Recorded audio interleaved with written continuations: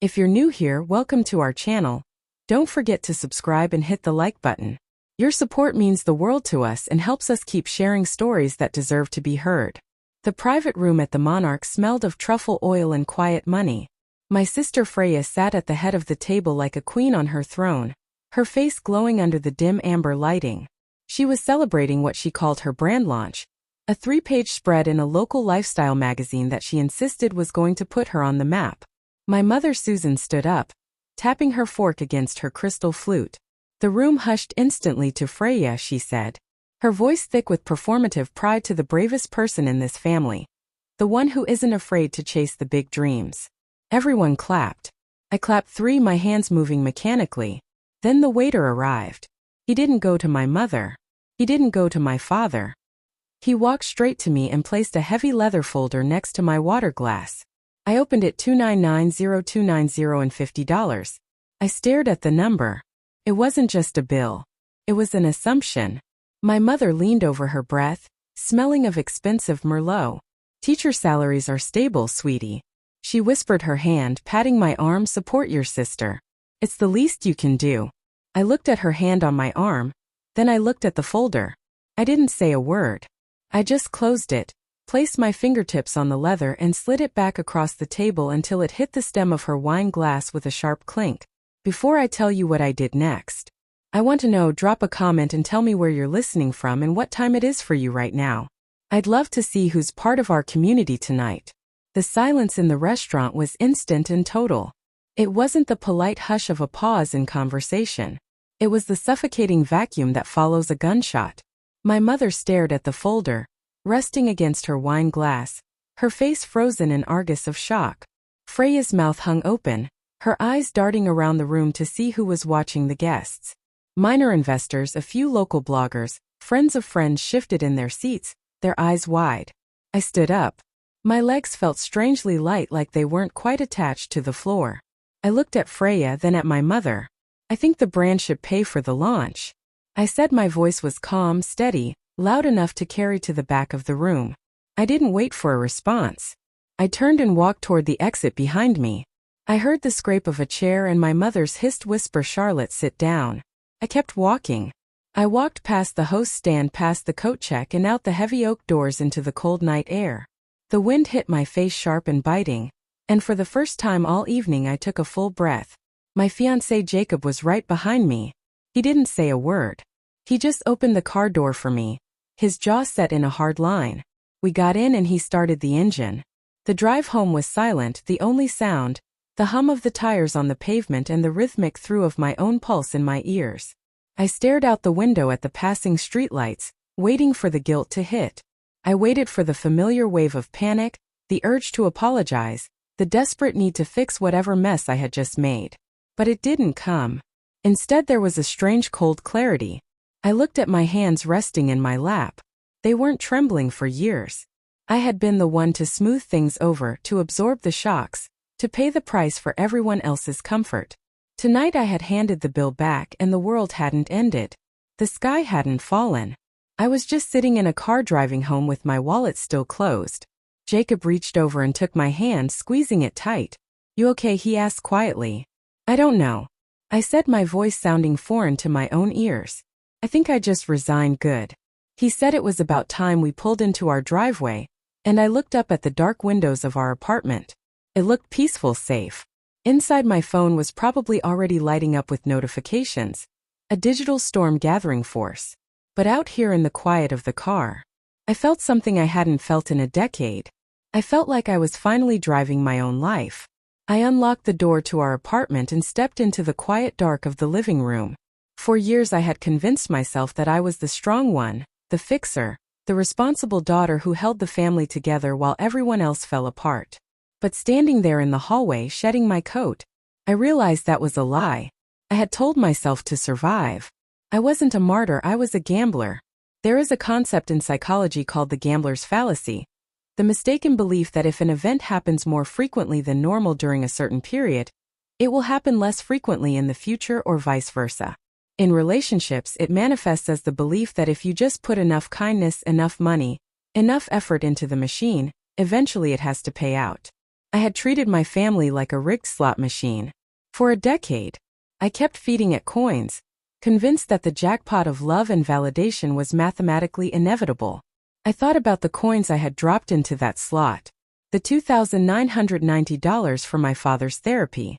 When he had his midlife crisis and bought a sports car, he couldn't afford the security deposit for Freya's first apartment in the city because she didn't have a credit history, the countless loans for emergencies that were really just consequences of their own poor planning. Every time I paid, I told myself this was the last coin. This was the one that would make them see me. This was the investment that would finally yield a return of respect, and sometimes the machine would flash a few lights, a thank you text, a hug at Christmas, a moment where my mother would say, "I don't know what we'd do without you, Charlotte." Those small payouts were just enough to keep me at the handle, pulling the lever again and again. But tonight, looking at that bill in the steakhouse, I realized the game was fixed. The machine wasn't broken, it was designed to take. It was never going to pay out the jackpot I was waiting for. I walked into the kitchen and poured a glass of water. My hands were steady. I wasn't waiting for a win anymore. I had simply run out of coins. I walked into the bedroom. The silence of the apartment, feeling heavy and charged. My phone was on the nightstand face down. Even from across the room, I could hear it vibrating against the wood. It wasn't a gentle buzz. It was a frantic, angry rattle. I stared at it for a moment, the screen lighting up the darkroom with spasmodic flashes. Picked it up. The notifications were stacked like bricks. "Freya, are you insane? You humiliated me in front of investors. Do you have any idea how bad this looks? Dad, your mother is crying in the car. This is petty. Charlotte, even for you, Mom had left a voicemail. I didn't listen to it, but the transcription preview was enough. I don't know who you think you are, but you need to fix this now." I scrolled through the messages, my thumb swiping up. Not a single one. Asked. Why not a single one? Asked if I could afford the bill. Not a single one. Asked if I was okay. They weren't worried about me. They were worried about the disruption to their supply chain. They were angry because the ATM had eaten their card. It was a barrage, a synchronized assault designed to overwhelm my defenses to make me retreat into apology and compliance. But as I read the words selfish, dramatic, ruinous, I didn't feel the familiar crush of shame. I felt something colder. I felt like a scientist observing a specimen under a microscope. This wasn't love, it wasn't even family. It was a transaction that had gone sour. I sat on the edge of the bed and opened my laptop. The blue light illuminated my face in the dark room. I didn't type a response. I didn't call anyone back. Instead, I opened a blank spreadsheet. If they wanted to talk about what I owed them, fine, we would talk. But we wouldn't use guilt as the currency. We would use math. I cracked my knuckles and started typing. This wasn't an emotional reaction anymore. It was a professional audit. I stared at the blank spreadsheet, the cursor blinking like a heartbeat. Date, item, cost. I started with the easy things, the rent for Freya's studio apartment 6 years ago. Check number 450 $1,200, the bail money for Dad's DUI $5,000, the plane tickets for Mom's mental health break to Sedona $790. The numbers added up quickly. A column of black ink that told the story of my own financial stagnation. But as I typed, I realized the money was only half the debt. I created a new column and titled it The Ghost Ledger. This was for the things that didn't have receipts but had cost me everything. The night I missed my own anniversary dinner because Freya had a panic attack about a casting call cost one ruined memory. The weekend I spent cleaning out Dad's garage because he couldn't face it alone, only to find him watching football inside cost 3 days of my life. The time Mom told me my promotion was nice, but spent 45 minutes talking about Freya's new haircut. Cost my self-esteem. I typed until my fingers ached. I listed every swallowed apology, every ignored boundary. Every time I had been the designated driver, the therapist, the emotional punching bag. I was building a balance sheet of grief and the total was staggering. I wasn't just in the red. I was bankrupt. Beside me, Jacob was scrolling through his phone. "Hey," he said, his voice tight, "look at this." He held up his screen. It was the photo he'd taken of the receipt at the restaurant. He zoomed in on the bottom section, past the steak and the wine. There in small print was a line item I had missed in my rage. Private room deposit, future event hold $1,500. I froze. What is that? I don't know, he said. But it's dated for next month. I grabbed my phone and called the restaurant. It was late, but the manager picked up. I put on my best mother's assistant voice. Hi. I'm calling to confirm the details for the deposit on the Henderson receipt from tonight. We just want to make sure the date is correct for the anniversary party. The manager tapped on a keyboard. Yes, ma'am. The Tuscany room is reserved for Susan and David's 29th anniversary celebration. On the 14th, the $1,490 deposit secures the space. I hung up. My hand was shaking so hard I almost dropped the phone. The 29th anniversary party, the one Mom had told me was canceled. The one she said they couldn't afford this year. They weren't canceling it, they were booking it, and they were using my money. The money I was supposed to pay for Freya's dinner to secure the venue for a party I wasn't even invited to. I looked at Jacob. They didn't ask to come over. They announced it Sunday afternoon. My phone buzzed with a text from my father. We're downstairs. Buzz us up. We need to settle this. I looked at Jacob. He was standing by the kitchen counter, arms crossed, looking ready for a fight. Do you want me to stay? He asked. No, I said. You stay in the bedroom. I need to do this myself. I needed them to see that my strength didn't come from him. It came from me. I buzzed them in. When I opened the door, the hallway seemed to shrink. My father walked in first, filling the space with his heavy, disappointed presence. Mom followed, clutching her purse like a weapon. Freya brought up the rear, wearing oversized sunglasses indoors, presumably to hide. Eyes swollen from performative crying. They didn't take off their coats. They didn't say hello. They marched into my living room and claimed the space as if they held the deed. Sit down. My father said, not a question. A command. I sat in the armchair facing the sofa. I placed the manila folder I had prepared on the coffee table between us. Inside were the spreadsheets, the bank statements, and the blow-up photo of the receipt with the Italy deposit circled in red marker. I rested my hand on top of it. We are going to reset. My mother began, her voice tight and controlled. She sat on the edge of the sofa, her posture rigid. You have lost your way. Charlotte, Tuesday night was a disgrace. You embarrassed your sister. You disrespected your father, and you made a scene that people are still talking about. I've never been so humiliated. Freya added, her voice cracking perfectly on cue. My investors were asking if we're financially unstable. Do you know how hard it is to get funding? When your own sister implies you're a charity case. We are willing to move past this, Dad. Interrupted, holding up a hand to silence Freya. He looked at me with that familiar mix of sternness and pity. We know you've been under stress. Maybe you're jealous of Freya's success. Maybe you're feeling left behind. We forgive you for that. But you need to apologize. You need to pay the bill you walked out on, and you need to make this right. I looked at them, really looked at them. For years, this tribunal would have terrified me. I would have been crying, begging them to understand, desperate to prove I wasn't the bad guy. But today the fear was gone. In its place was the cold detachment of an auditor staring at a failing company's books. They weren't my family in this moment. They were bad investments trying to secure another round of funding. Are you finished? I asked. My voice was soft, flat. We're finished. When you apologize. Mom snapped. I didn't apologize. I didn't scream. I just tapped my finger on the manila folder. I'm not here to apologize. I said I'm here to review the accounts. The air in the room shifted. They sensed it, a drop in pressure. The sudden realization that the script they had written for me was not the one I was reading. They thought they were here to discipline a rebellious child. They didn't realize they were sitting across from a creditor who was about to call in the loan. I opened the manila folder.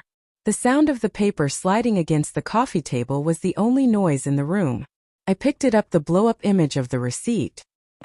Didn't look at them. I looked at the numbers. Item 1. I read aloud, my voice devoid of inflection. Dry aged rye, medium rare, $84.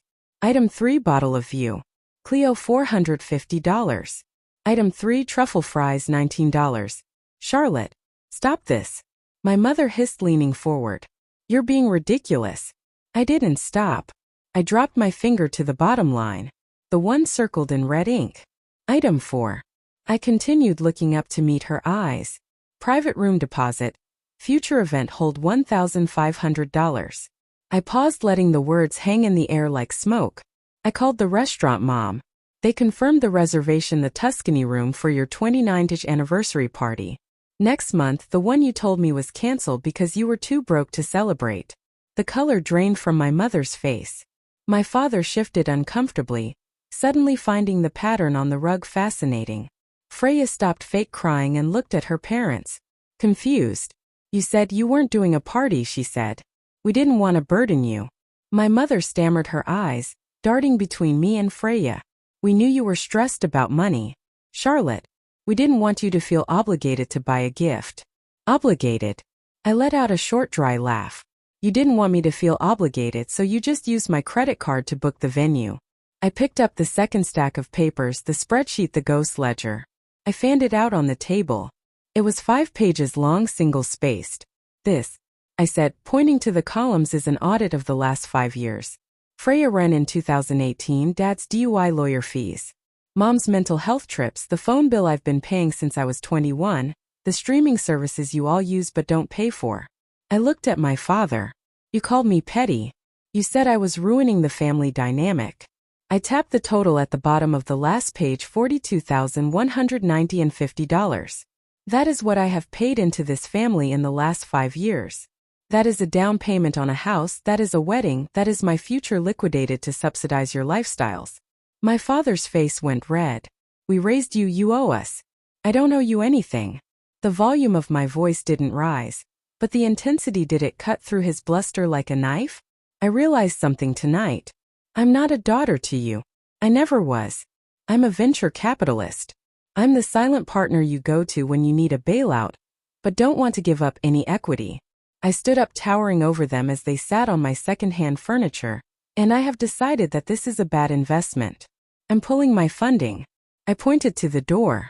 Get out, Charlotte. My mother pleaded, standing up, reaching for my hand. Let's just talk about this. We can work out a payment plan. I pulled my hand away as if she burned me. There is no payment plan. The account is closed. Get out of my house and leave your key on the table. If you try to use it again, I'll change the locks.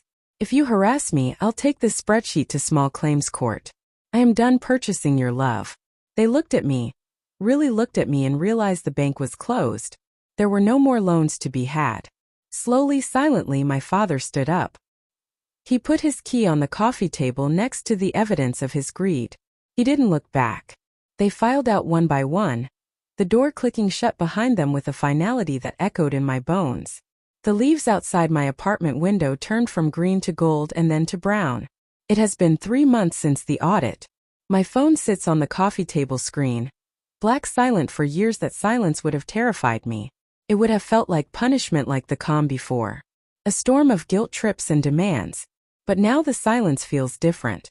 It feels like a receipt for a debt fully paid. Feels like peace. I opened my banking app this morning. The numbers were higher than I had ever seen them.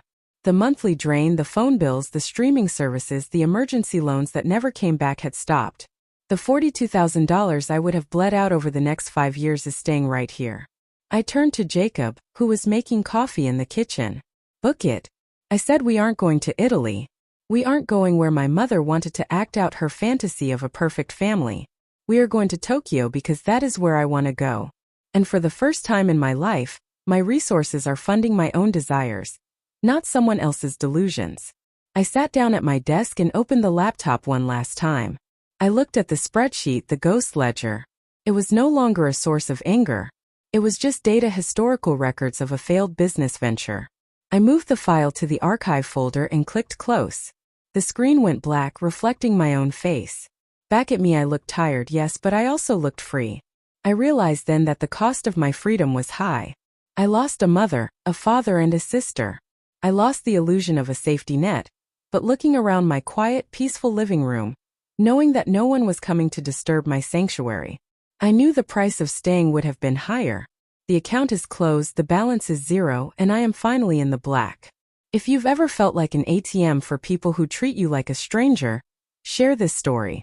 You are not a bank and you don't owe anyone. Your peace. Subscribe for more stories about breaking free.